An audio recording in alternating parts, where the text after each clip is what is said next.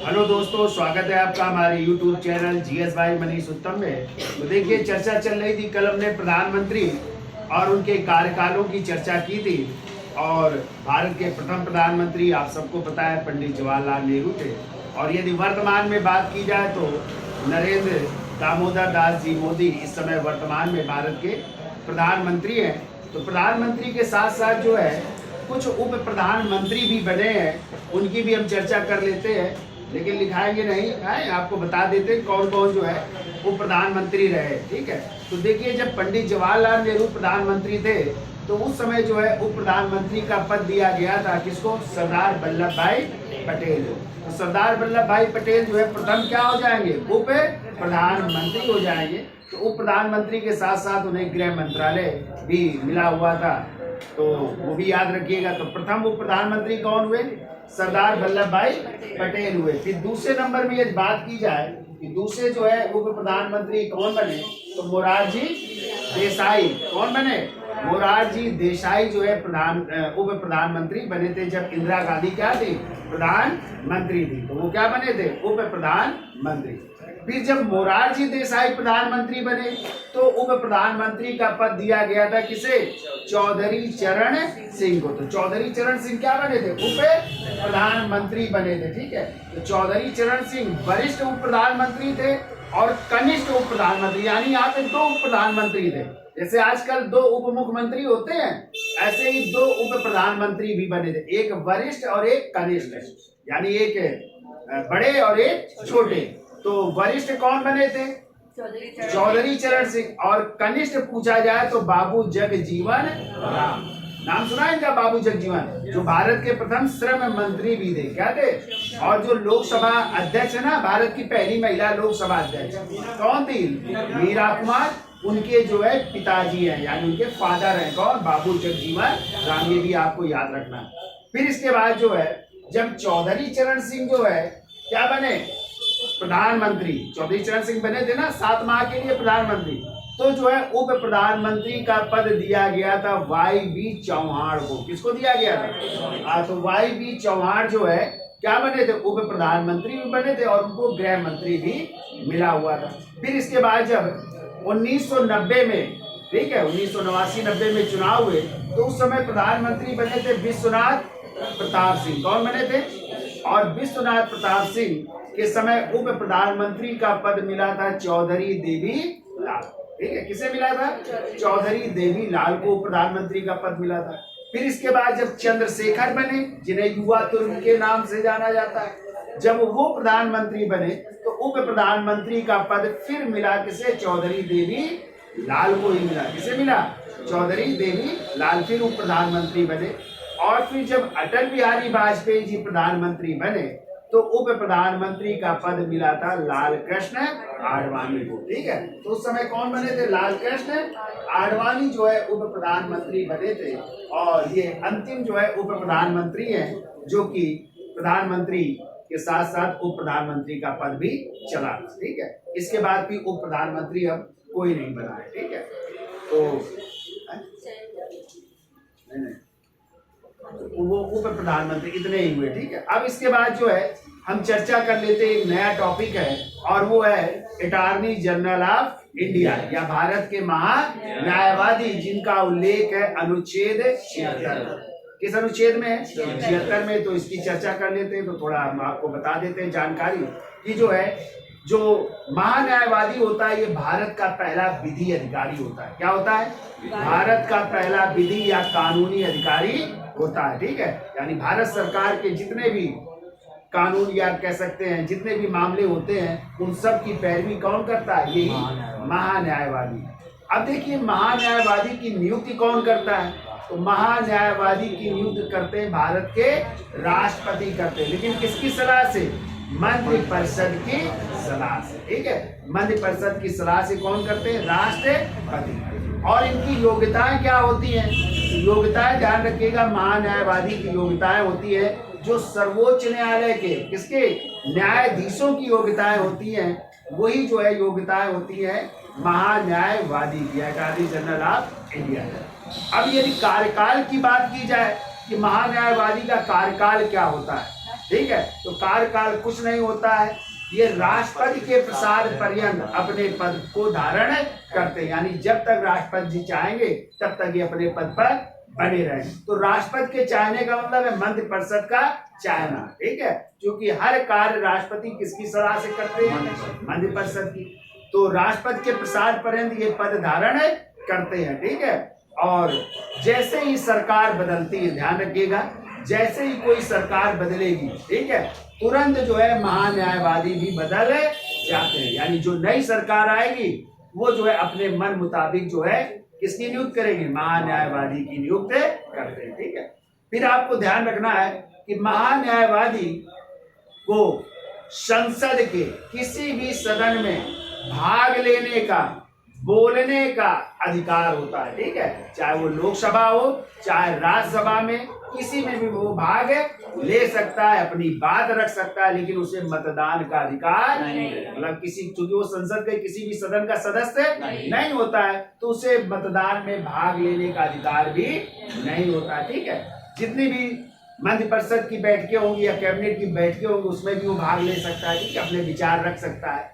अब इसके बाद जो है उसको पूरे भारत के जितने भी न्यायालय हैं, चाहे वो सर्वोच्च न्यायालय हो चाहे अन्य न्यायालय है, वहां पे भी उसको जो है भाग लेने का अधिकार है, या भारत सरकार के जो भी कानूनी जो होते हैं, कह सकते हैं मुकदमे वगैरह, उन सब की पैरवी करने का अधिकार किसके पास है, महान्यायवादी। यानी भारत सरकार के जो मुकदमे हैं उनकी पैरवी कौन करता है, यही भारत का महान्यायवादी या अटॉर्नी जनरल ऑफ इंडिया। तो इसलिए इसे जो है सर्वोच्च न्यायालय हो चाहे उच्च न्यायालय हो, हर जगह भाग लेने का अधिकार है, ठीक है। और ये केवल भारत सरकार के मुकदमों की ही पैरवी करेगा, ठीक है, भारत सरकार के खिलाफ मुकदमे ये नहीं लड़ेगा, ठीक है, क्योंकि भारत सरकार का क्या होता है, पहला विधि अधिकारी या कानूनी अधिकारी होता है, ठीक है, ये भी आपको याद रखना है। अब इनको यदि वेतन भत्ते की बात की जाए तो इनके वेतन भत्तों का निर्धारण कौन करेंगे, राष्ट्रपति करते हैं, जो भी राष्ट्रपति चाहेंगे वो उनके वेतन भत्तों का निर्धारण करेंगे, ठीक है।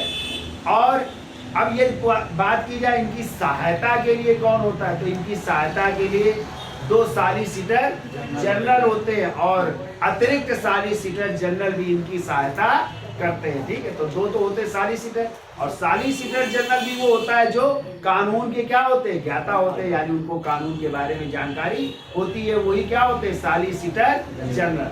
और कुछ अन्य अतिरिक्त सॉलिसिटर जनरल होते हैं जो इनकी सहायता करते हैं, ठीक है। तो इतनी चीजें याद रखनी है। और पहला पॉइंट तो याद रखना है आपको कि ये पद कहाँ से लिया गया है, तो ब्रिटेन से। कहाँ से लिया गया है, ब्रिटेन से लिया गया। और ध्यान रखिएगा जो ब्रिटेन का कानून मंत्री होता है, जो विधि मंत्री होता है, वही वहां पे जो है अटॉर्नी जनरल ऑफ, वहां का अटॉर्नी जनरल होता है, महान्यायवादी होता है। कहाँ का, ब्रिटेन में।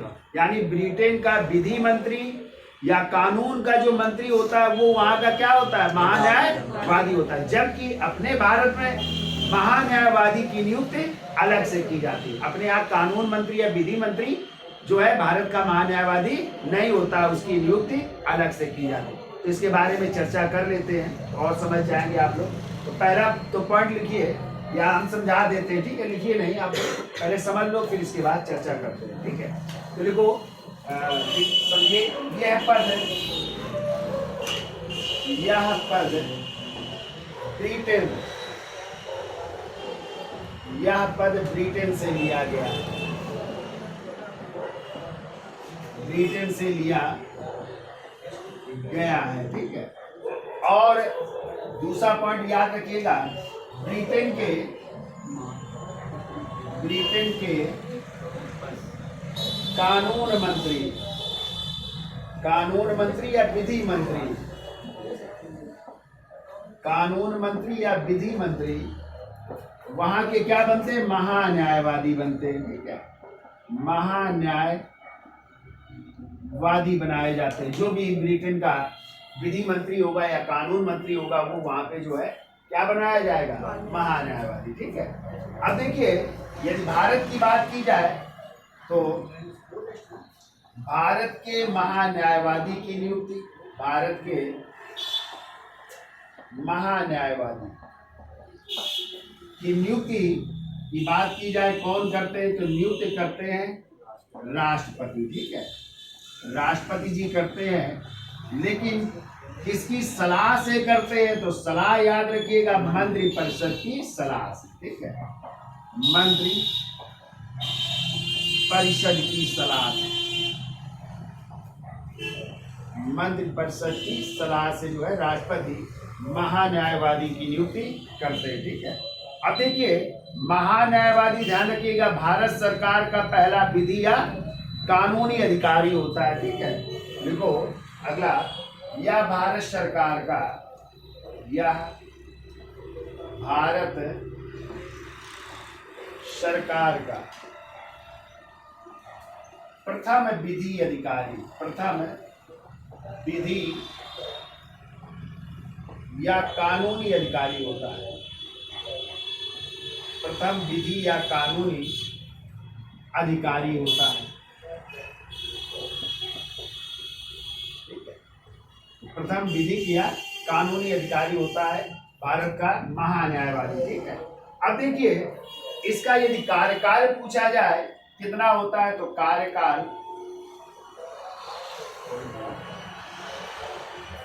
राष्ट्रपति के प्रसाद पर्यंत, राष्ट्रपति के प्रसाद पर्यंत ये पद पर बना रहता है, ठीक है। तो राष्ट्रपति के प्रसाद पर्यंत का मतलब जब तक मंत्रिपरिषद जाएगी तब तक जो है ये अपने पद पर बने रहेंगे, ठीक है। लेकिन जैसे ही सरकारें बदलती हैं, ठीक है, तो सरकार बदलने पर महान्यायवादी भी बदल जाते हैं, ठीक है, महान्यायवादी बदल जाते हैं। यानी जो नई सरकार आती है वो जो है अपने पसंद के जो है व्यक्ति को क्या बनाती है, महान्यायवादी बनाती है, ठीक है। अब देखिए अनुच्छेद जो 76 का फर्स्ट है, तो अनुच्छेद 76 में किसकी बात की गई है, एक महान्यायवादी की बात की गई है, ठीक है।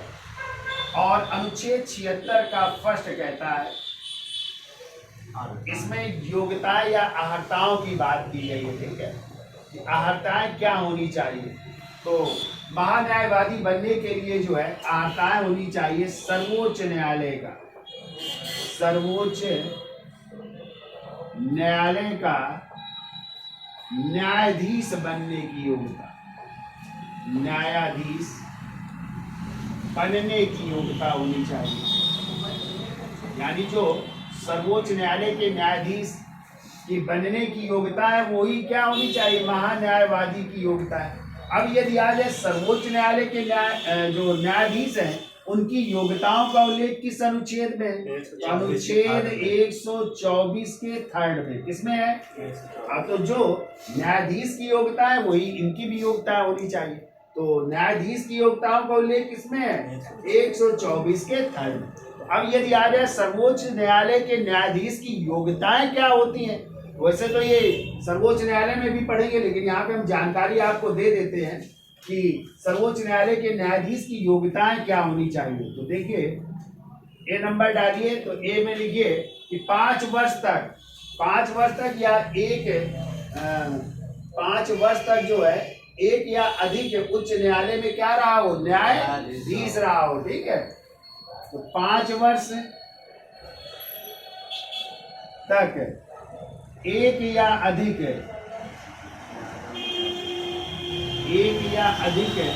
उच्च न्यायालय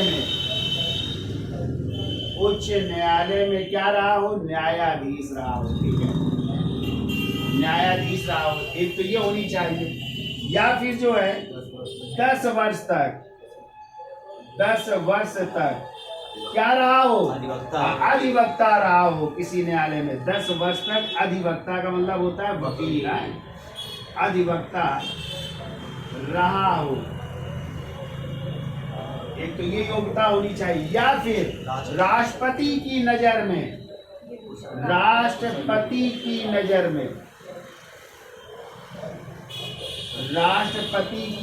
में कुशल विधिवेत्ता हो, कुशल विधिवेत्ता, यानी उसको जो है कानून का क्या हो, ज्ञान हो, ठीक है, ऐसे व्यक्ति को ही क्या बनाया जाएगा, सर्वोच्च न्यायालय का न्यायाधीश। और वही योग्यता किसकी होनी चाहिए, भारत के महान्यायवादी, यानी वो 5 वर्ष तक क्या रहा हो, एक या अधिक उच्च न्यायालय में न्यायाधीश रहा हो, या 10 वर्ष तक जो है क्या रहा हो, वकील वकालत कर रहा हो, या अधिवक्ता रहा हो, या राष्ट्रपति की नजर में क्या हो, कुशल विधि वेत्ता हो, ठीक है। अब देखिए अनुच्छेद जो 76 का 2 है, अगला ध्यान रखिएगा, अनुच्छेद 76 का 2 कहता है कि जो है महान्यायवादी जो है राष्ट्रपति द्वारा निर्देशित विषयों पर भारत सरकार को क्या देगा, सलाह देगा, ठीक है। तो लिखिए महान्यायवादी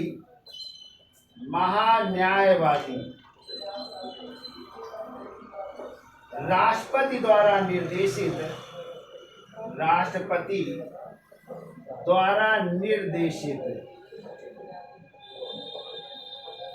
विषयों पर सरकार को सलाह देगा, ठीक है, सरकार को सलाह देगा। तो कैसी सलाह, कानूनी सलाह, ठीक है, तो ये कानूनी का ज्ञाता होता है तो कानूनी सलाह देगा, ये कहता है 76 का 2, ठीक है। फिर हमने आपको बताया था कि ये राष्ट्रपति के प्रसाद पर्यंत पद धारण करता है, ठीक है। तो इसका उल्लेख यदि पूछा जाए तो इसका उल्लेख अनुच्छेद 76 के 3 में, ठीक है, किसमें है, सॉरी 76 के 4 में है, ठीक है, 76 के 4 में है कि राष्ट्रपति के प्रसाद पर्यंत अपने पद को धारण करता है, ठीक है। इसके कार्यकाल का कोई उल्लेख नहीं मिलता है। और हमने आपको बताया था जैसे ही मंत्रिपरिषद त्याग पत्र देती है तो इसका भी त्याग पत्र स्वीकार कर लिया जाता है, या फिर सरकार जैसे ही बदलती है इसका भी पद क्या हो जाता है, समाप्त हो जाता है, ठीक है। फिर देखिए इसको बिगाड़ दें,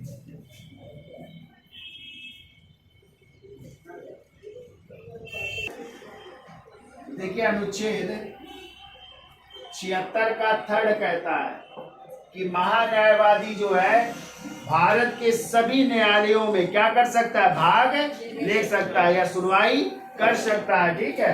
तो महान्यायवादी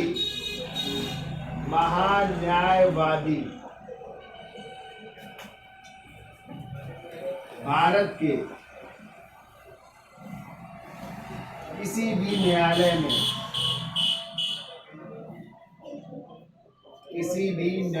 में क्या कर सकता है, सुनवाई का अधिकार होता है, किसी भी न्यायालय में सुनवाई का अधिकार होता है, सुनवाई का अधिकार होता है,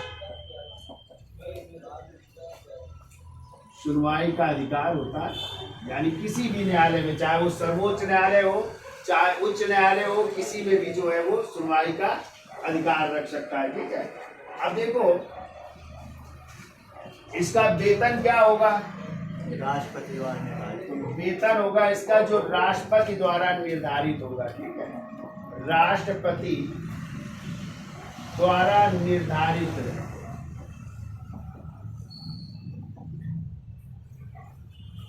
वेतन इनको दिया जाएगा, ठीक है। तो राष्ट्रपति द्वारा निर्धारित वेतन दिया जाता है। इसका संविधान में कोई उल्लेख नहीं है कि इनको कितना वेतन दिया जाएगा, जो राष्ट्रपति जी निर्धारित करेंगे वही उनका वेतन होगा, ठीक है।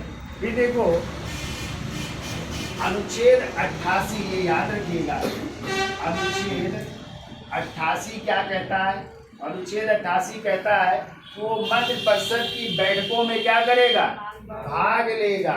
तो मंत्रिपरिषद की बैठकों में, मंत्रिपरिषद की बैठकों में भाग लेगा, ठीक है। फिर हमने आपको बताया था कि संसद के किसी भी सदन में भाग लेने वह बोलने का अधिकार होगा, वह बोलने का अधिकार,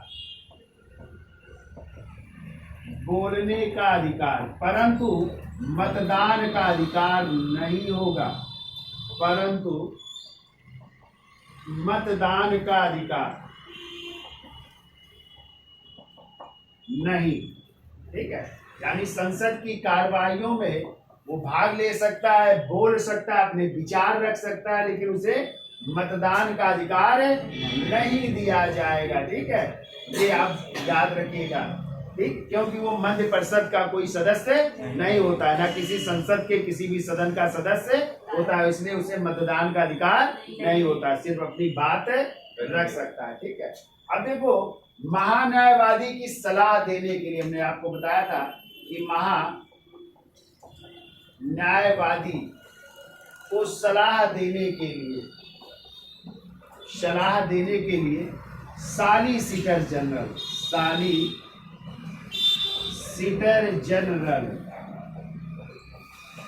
ठीक है, तो सॉलिसिटर जनरल की नियुक्ति की जाएगी।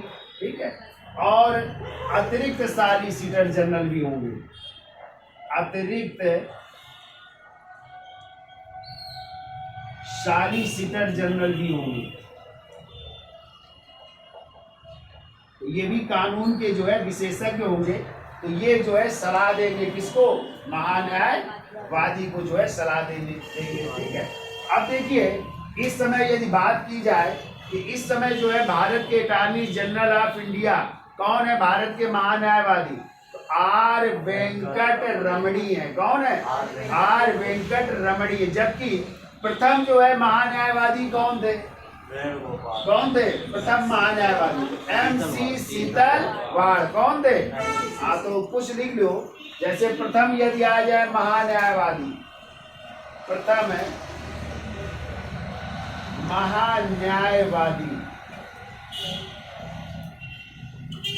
प्रथम महान्यायवादी थे MC सीतलवाड़ थे। ठीक है, MC सीतलवाड़ थे, और इनके यदि टाइम की बात की जाए तो 1950 से 1963 तक रहे, 1950 से 1963। ठीक है, फिर जो है वर्तमान में तो 16वें क्रम के हैं, तो इस समय जो है वर्तमान में यदि बात की जाए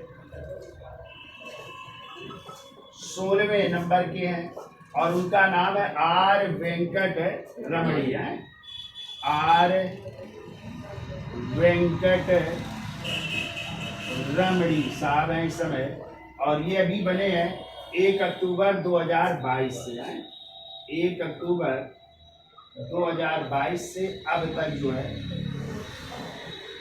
ये जो है भारत के महान्यायवादी है। ठीक है, और ऐसे राज्यों में कौन होते हैं, महाधिवक्ता, जिन्हें एडवोकेट जनरल कहते हैं, और उनका उल्लेख है अनुच्छेद 165 में। किसमें है, अनुच्छेद 165 में। ठीक है, तो उनकी भी हम चर्चा कर लेंगे।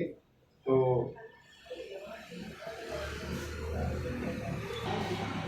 देखिए अभी आप लोगों ने भारत के महान्यायवादी के बारे में पढ़ा है। अगले हैं महाधिवक्ता या एडवोकेट जनरल, और महाधिवक्ता का उल्लेख है अनुच्छेद 165 में। जैसे आप लोगों ने पढ़ा कि जो महान्यायवादी थे वो भारत सरकार के प्रथम क्या थे, विधि अधिकारी थे।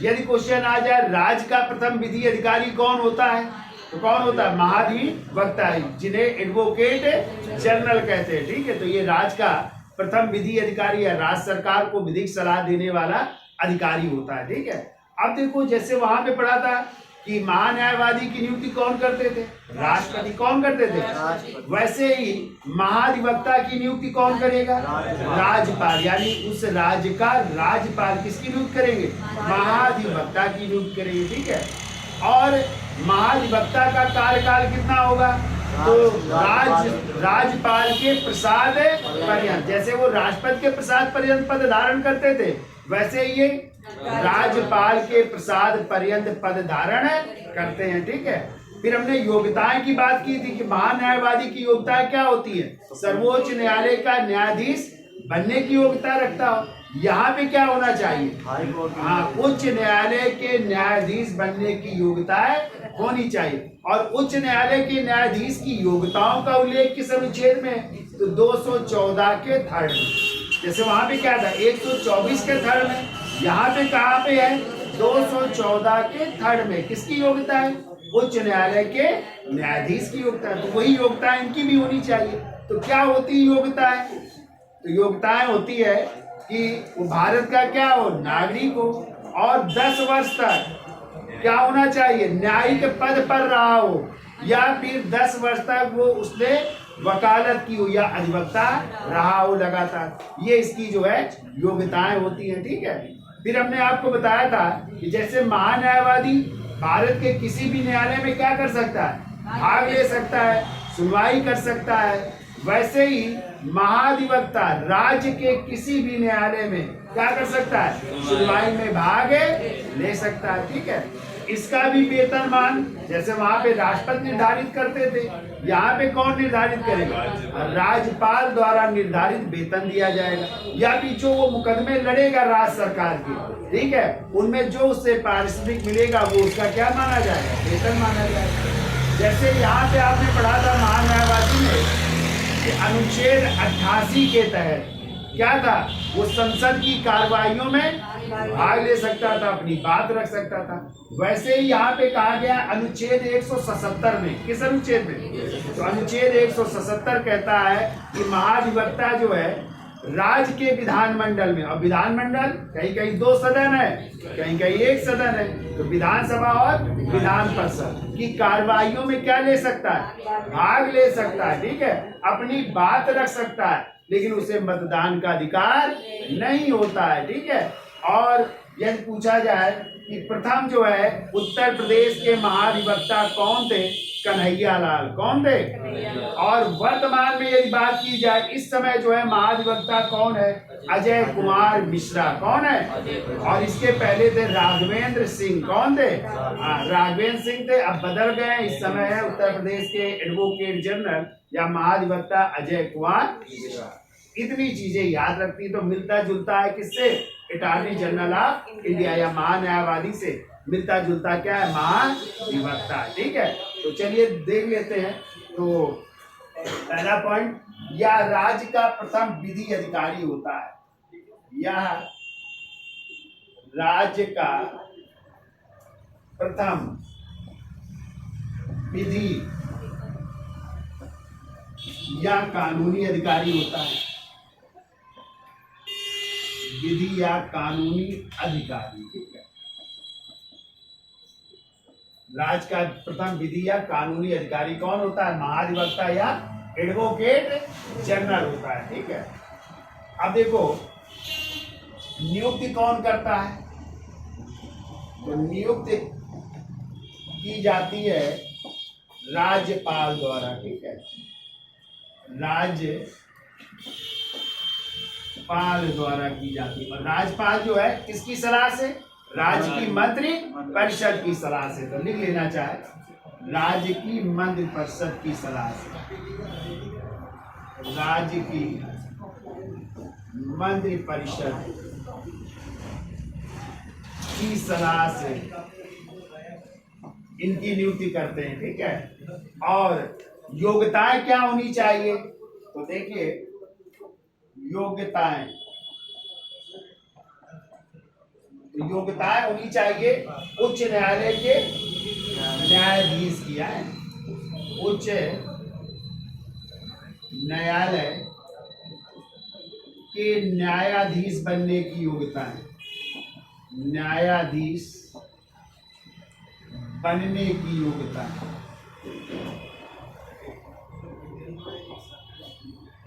बनने की योग्यता है। और उच्च न्यायालय के न्यायाधीश का उल्लेख कहाँ पे? अनुच्छेद 214 के थर्ड में। किसमें है? 214 के थर्ड में। तो क्या क्या योग्यताएं होनी चाहिए? तो पहला तो भारत का नागरिक हो, भारत का नागरिक होना चाहिए। दूसरा 10 वर्ष तक किस पद पर रहा हो? न्यायिक पद पर रहा हो। न्यायिक पद पर रहा हो और या फिर 10 वर्ष तक लगातार 10 वर्ष तक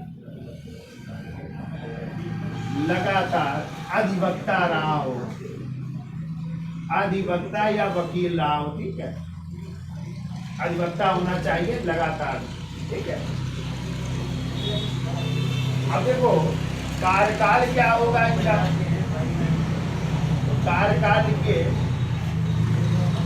कोई कार्यकाल नहीं होता, राज्यपाल के प्रसाद पर्यंत है, राज्यपाल के प्रसाद पर्यंत पद धारण करते हैं,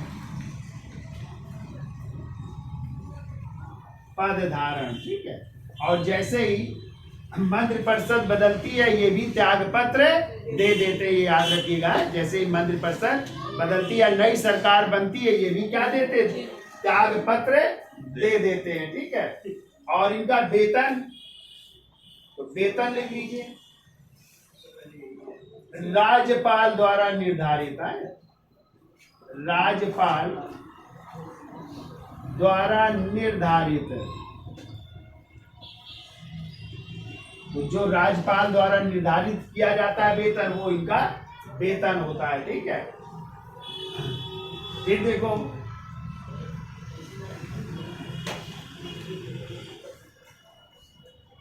कार्य क्या होता है इनका, तो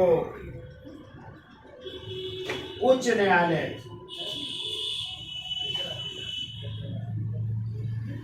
या ऐसे लिख लो, राज्य के किसी भी न्यायालय में, राज्य के किसी भी न्यायालय में,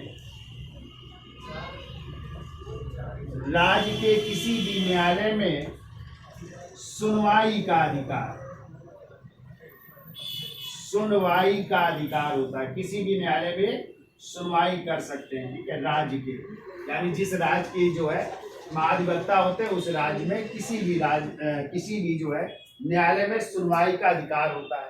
फिर एक पॉइंट याद रखिएगा, अनुच्छेद 177, अनुच्छेद 177 याद रखिएगा, और यही कहता है वो राज्य के, ठीक है, विधानमंडल के किसी भी सदन में, राज्य के विधानमंडल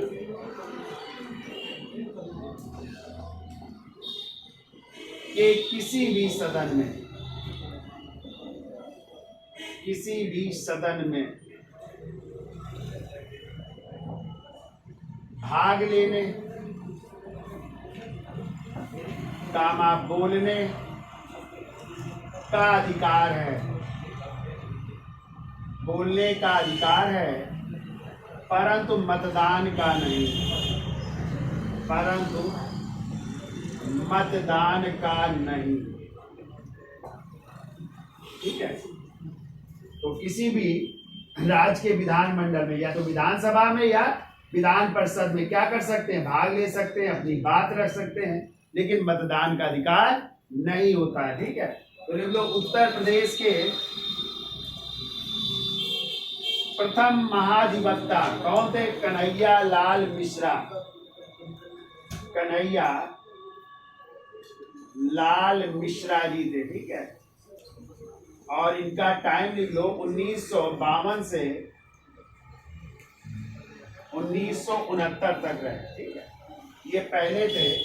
फिर इसके बाद जो है वर्तमान में लिख लो अजय कुमार मिश्रा हैं, अजय